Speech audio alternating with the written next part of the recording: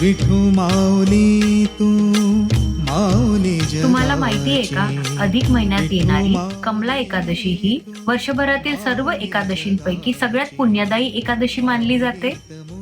कमला एकादशी ही माता लक्ष्मीला समर्पित आहे.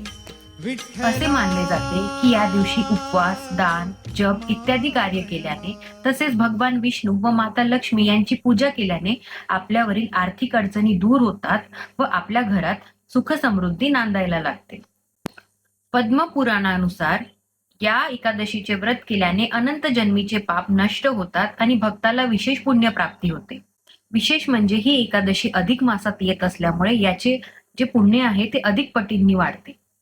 या दिवशी ओम नमो भगवते वासुदेवाय या मंत्राचा जाप करणे अत्यंत शुभ मानले आहे.